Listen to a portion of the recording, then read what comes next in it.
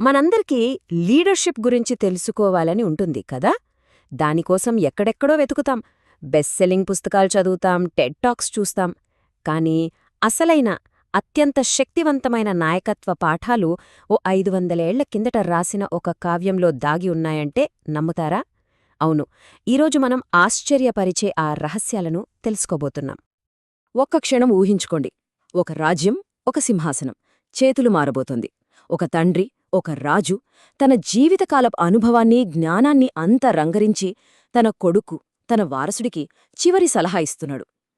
రాజ్యం యొక్క భవిష్యత్తు మొత్తం ఆ కొన్ని మాటల మీద ఆధారపడి ఉంది. ఆ సందర్భంలో యామనాచార్యుడు చెప్పిన మాటలేంటో అవే మనమిప్పుడు చూడబోతున్నాం. సో, ఇంతకీ ఆ రాజు తన వారసుడికి ఏం చెప్పి ఉంటాడు? ఏ మాటలు ఒక మామూలు యువరాజుని ఒక గొప్ప నాయకుడిగా మారుస్తాయి? అసలు తరతరాలుగా నిలిచిపోయే గొప్ప నాయకత్వానికి ఉన్న ఆ నియమాలేంటి? ఈ ప్రశ్నలన్నింటికీ సమాధానం మనకు 16వ శతాబ్దంలో రాసిన ఒక అద్భుతమైన కావ్యంలో దొరుకుతుంది. అదే ఆముక్త మాల్యద. సరే, ఆ రాజు చెప్పిన ఆ చివరి అతి ముఖ్యమైన పాఠమేంటో చూద్దాం పదండి.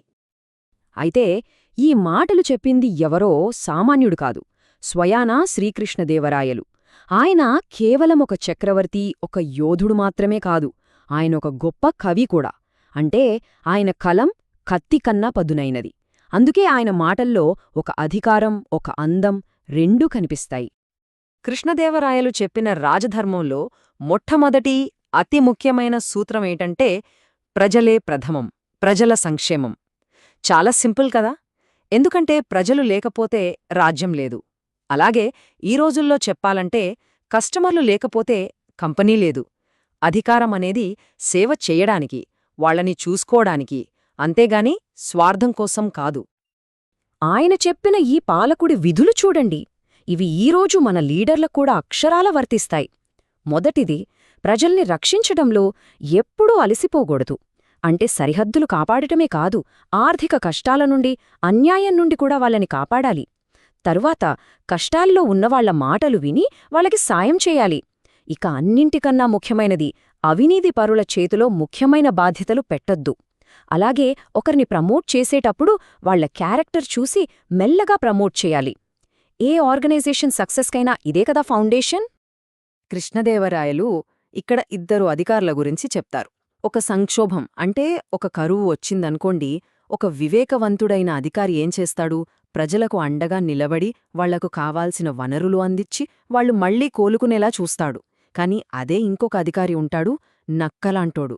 యుద్ధం అయిపోయాక నక్కలొచ్చి ఎలాగైతే మిగిలిపోయిన వాటిని పీక్కుతింటాయో అలాగే వీడు కూడా ప్రజల కష్టాల నుంచే లాభం పొందాలని చూస్తాడు. వాళ్లు వదిలేసిన ఆస్తుని లాక్కుంటాడు. చూసేరా, ఒక లీడర్ నిజస్వరూపం బయటకడేది ఇలాంటి టైంలోనే. ఈ ప్రశ్న ఈనాటికి అంతే ముఖ్యం. ఓకే, ప్రజల సంక్షేమం చూసుకోవడం మొదటి మెట్టు. కాని అది ఒక్కరి వల్ల అయ్యే పని కాదు కదా. ఏ నాయకుడికైనా తన చుట్టూ ఉన్న టీమే బలం, లేదా కొన్నిసార్లు అదే అతిపెద్ద బలహీనత. మరి ఆ టీంని, ఆ ఇన్నర్ సర్కిల్ని ఎలా నిర్మించుకోవాలి? ఈ విషయంలో కృష్ణదేవరాయలు చాలా స్ట్రాంగ్గా ఒక మాట చెప్తారు. గుణహీనుడైన మంత్రితో కన్నా మంత్రి లేకుండా ఉండటమే పాలకుడికి మేలు. అంటే ఒక చెడ్డ సలహాదారుడు, ఒక బ్యాడ్ అడ్వైజర్ అనేవాడు విషంలాంటివాడు. వాడు మొత్తం సిస్టమ్నే నాశనం చేయగలడు. అందుకే అలాంటివాడు ఉండే బదులు ఎవరూ లేకపోవడమే బెటర్ అని ఆయన ఉద్దేశం. ఇలాంటి పనికిరాని సలహాదారుల గురించి చెప్పడానికి ఆయన వాడిన ఒక రూపకం అద్భుతంగా ఉంటుంది. అదే గుమ్మడికాయంత ముత్యం. వినడానికే విచిత్రంగా ఉంది కదా. గుమ్మడికాయ సైజులో ముత్యముంటే అబ్బా ఎంత గొప్పగా ఉంటుంది అనుకుంటాం. కాని దాన్ని మెడలో వేసుకోగలమా? అదొక బరువు, ఒక భారం, అస్సలు ఉపయోగం ఉండదు. కొంతమంది అడ్వైజర్స్ కూడా ఇంతే. చూడ్డానికి చాలా ఇంప్రెసివ్గా కనిపిస్తారు, కాని వాళ్ల వల్ల లాభం కంటే నష్టమే ఎక్కువ. వాళ్లు ఆస్తి కాదు, అప్పు. సరే, మన చుట్టూ ఉన్నవాళ్లని ఎలా అర్థం చేసుకోవాలి? కృష్ణదేవరాయలు అనుచరులను 3 రకాలుగా విడదీస్తారు. మొదటి రకం హితులు, అంటే మన ఫ్రెండ్స్ లాంటివాళ్లు. పండితులు, కవులు, డాక్టర్లు, వీళ్లు ఎప్పుడూ మనమంచే కోరుకుంటారు. రెండో రకం హితాహితులు. వీళ్లు ఒక రకంగా చెప్పాలంటే ఫ్రెనమీస్. లాయల్గానే ఉంటారు, కాని డబ్బు లేదా భయం చూపిస్తే అటువైపు మారిపోవచ్చు. ఉదాహరణకి రెవెన్యూ ఆఫీసర్స్ లాంటివాళ్లు. ఇక మూడో రకం అహితులు. వీళ్లు పక్కా శత్రువులు, మన పతనాన్ని కోరుకుంటారు. సో ఒక లీడర్గా ఈ ముగ్గురిని గుర్తించగలగడమే అసలైన తెలివి. మరి మన హితుల్ని, మన నిజమైన మిత్రుల్ని ఎలా చూసుకోవాలి? దీనికి కూడా ఆయన ఒక అద్భుతమైన పోలిక చెప్తారు. పనస చెట్టుని ఎప్పుడైనా గమనించారా? దానికి పూలు పూయవు, డైరెక్ట్గా సడన్గా పండు కాస్తుంది. అలాగే నిజమైన నమ్మకాన్ని, లాయల్టీని కూడా వాళ్ళు అడగకముందే ఊహించని విధంగా ఉదారంగా రివార్డ్ చేయాలట. అప్పుడే ఆ బంధం బలంగా ఉంటుంది. ఓకే, ప్రజల్ని చూసుకోవడం, సరైన టీంని కట్టుకోవడం ఇవన్నీ బయట విషయాలు. కానీ అసలైన లీడర్షిప్ మొదలయ్యేది లోపల. లీడర్ యొక్క మైండ్ సెట్, ఆలోచనా విధానం ఎలా ఉండాలి, దాని గురించి కూడా కృష్ణదేవరాయలు చాలా క్లియర్గా చెప్పారు. చాలామంది లీడర్లు చేసే తప్పేంటంటే పనంతా వేరేవాళ్లకప్పగించి కూర్చుంటారు. కాని కృష్ణదేవరాయలేం చెప్తున్నారంటే, ఒక నాయకుడు ఏ విషయంలోనైనా 75% అంటే 30% తనే స్వయంగా అర్థం చేసుకోవాలి. ఆ మిగిలిన 25% గ్యాప్ని ఫిల్ చేయడానికి మాత్రమే సలహాదారుల హెల్ప్ తీసుకోవాలి. అప్పుడే సిచ్యువేషన్ మొత్తం తన కంట్రోల్లో ఉంటుంది.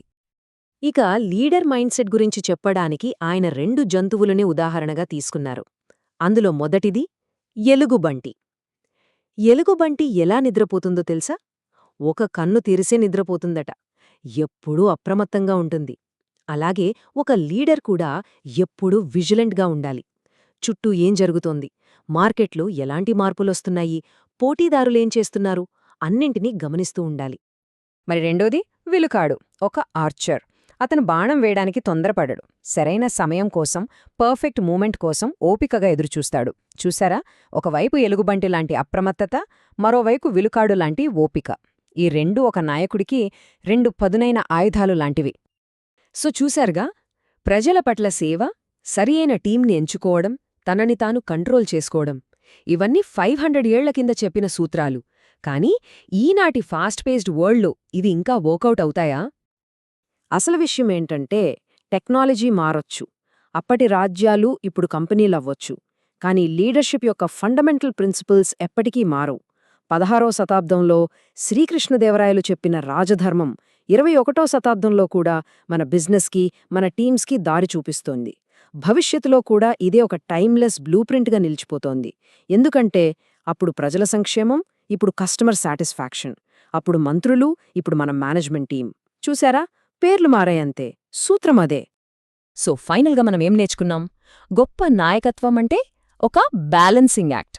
ఒకవైపు ప్రజాసేవ అంటే మనవాళ్ల పట్ల బాధ్యత, మరోవైపు చురుకైన జడ్జ్మెంట్ అంటే సరైన టైంలో సరైన నిర్ణయాలు తీసుకోవడం, ఇంకోవైపు పర్సనల్ మాస్టరీ అంటే మనల్ని మనం కంట్రోల్లో ఉంచుకోవడం. ఈ మూడింటిని బ్యాలెన్స్ చేయడమే నిజమైన లీడర్షిప్. సరే, ఒక ఆలోచింపజేసే ప్రశ్నతో దీన్ని ముగిద్దాం. ప్రతీదీ ఇన్స్టెంట్గా జరిగిపోవాలి అనుకునే ఈ రోజుల్లో ఒక లీడర్ ఆ విలుకాడు లాంటి ఓపికను, పేషెన్స్ను ఎలా పెంచుకోగలడు? ఆ పర్ఫెక్ట్ మూమెంట్ కోసం ఎలా వెయిట్ చేయగలడు? బహుశా ఆ సమాధానం మనలోనే, ఈ ప్రాచీన జ్ఞానంలోనే ఉందేమో.